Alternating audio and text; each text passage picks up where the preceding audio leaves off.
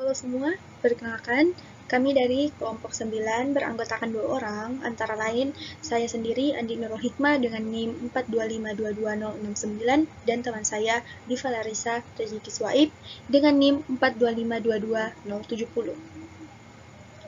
Adapun hari ini kami akan membawakan sebuah materi tentang valid perfect square yang dimana adapun poin-poin yang akan kita bahas pada valid perfect square ini ada 3 poin, antara lain apa sih valid perfect square itu, kemudian bagaimana cara menentukan valid perfect square itu, kemudian yang ketiga bagaimana penerapan valid perfect square pada coding, karena tentunya valid perfect square ini berhubungan dengan coding.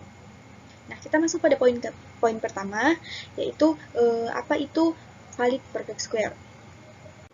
Oke, valid perfect square itu ketika kita terjemahkan ke dalam bahasa Indonesia itu berarti kuadrat sempurna yang valid. Jadi, valid perfect square itu adalah hasil bilangan yang dimana pengkuadratannya itu bulat. Misal ya, di sini ada angka 36, di sini ada angka 36.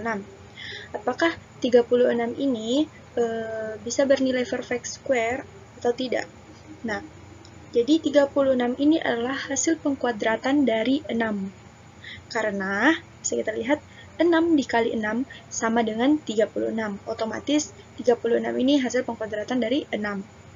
Dan hasil pengkuadratannya itu angka 6 ini adalah bilangan bulat.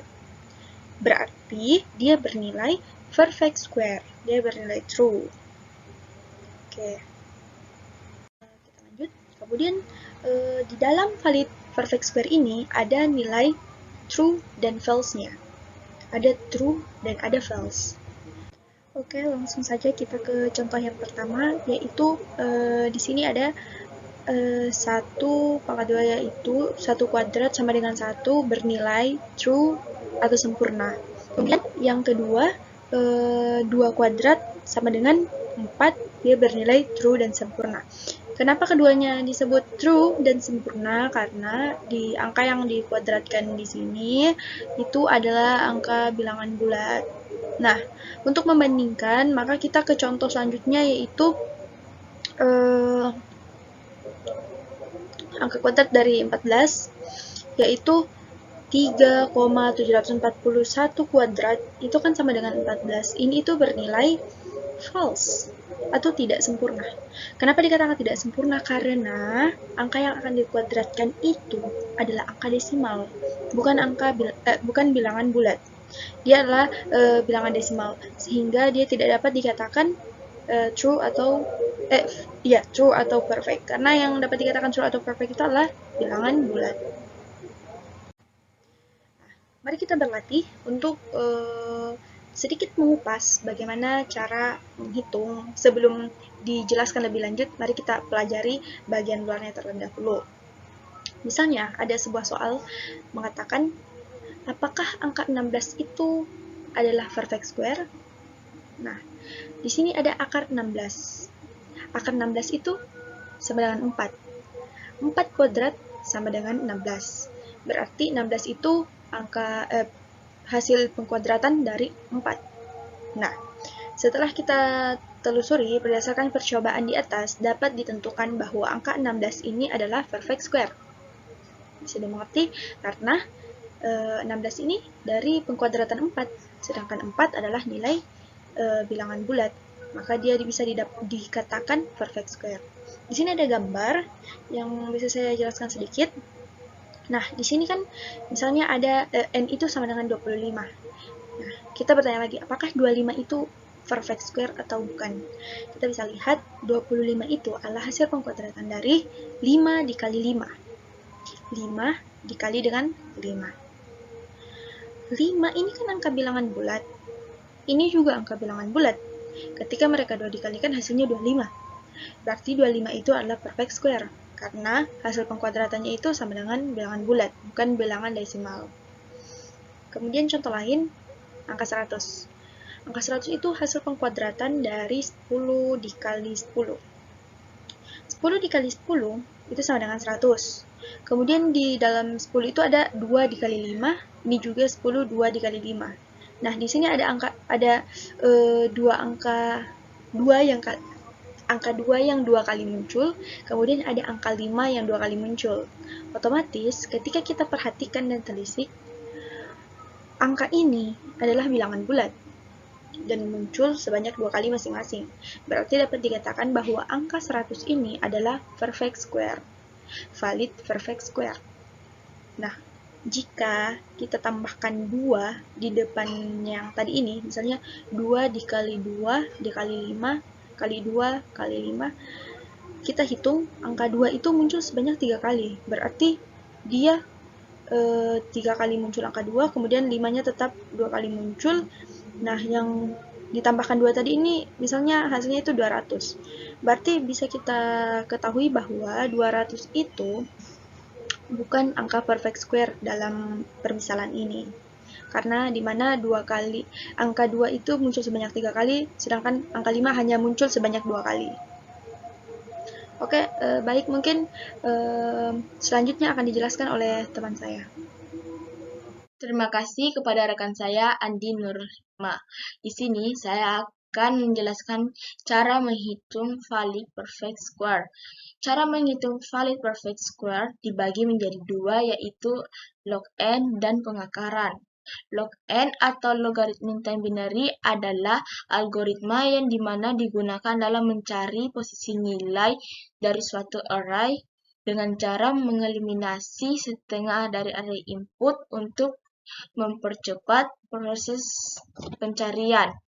Dengan log n, kita dapat menentukan apa suatu bilangan bermakna valid perfect square atau tidak. Yang kedua, pengakaran. Pengakaran atau akar kuadrat adalah bilangan faktor yang dapat dikalikan dengan angka serupa.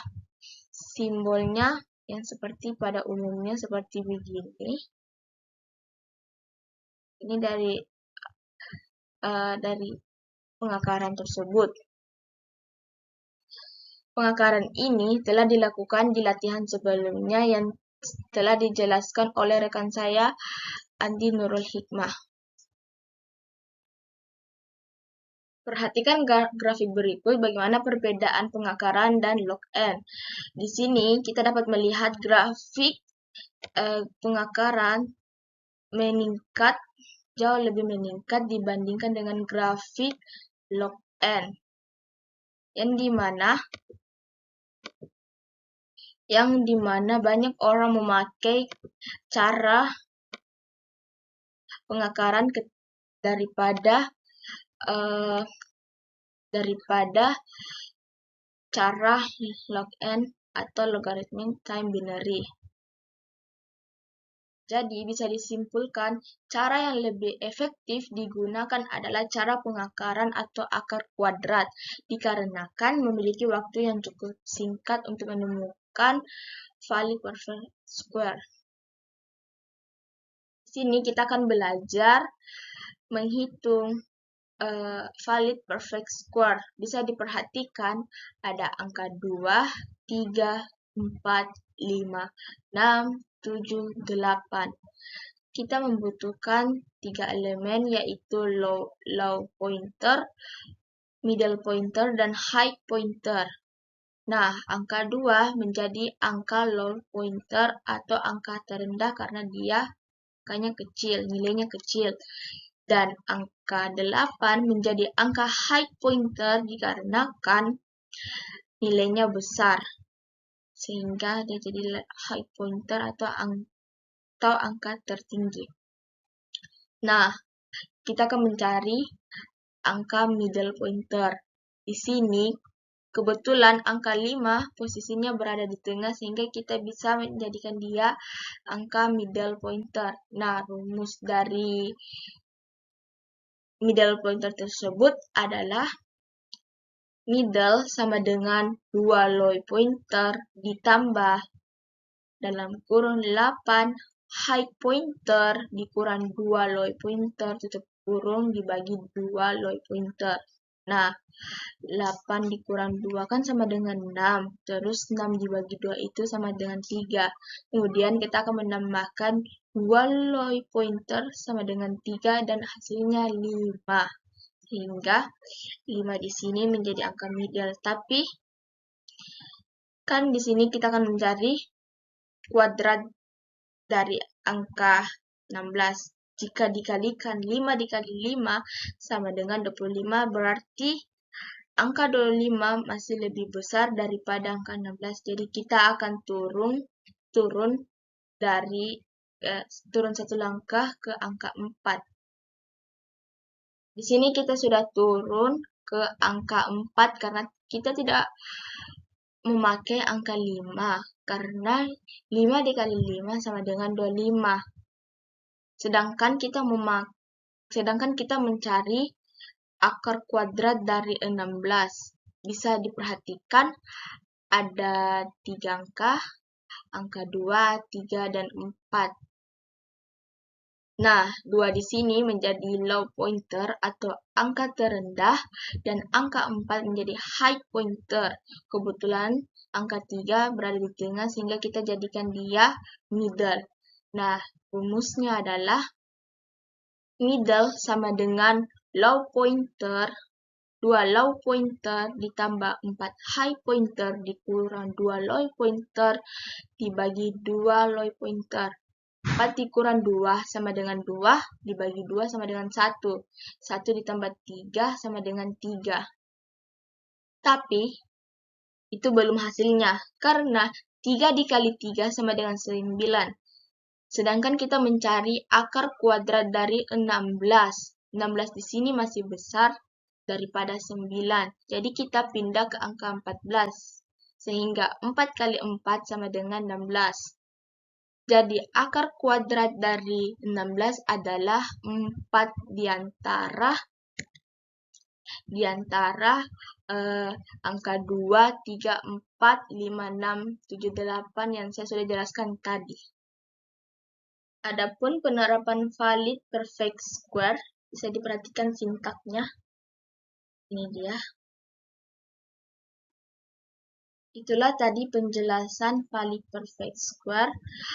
Kesimpulan yang bisa diambil adalah valid perfect square adalah bilangan yang dibuat dengan mengkuadratkan bilangan bulat untuk menentukan bilangan sempurna yang valid. Bisa dilakukan dengan 2 cara, yaitu logarithmic time binary atau log n dan pengakaran atau akar kuadrat. Sekian dari saya. Terima kasih. Wassalamualaikum warahmatullahi wabarakatuh.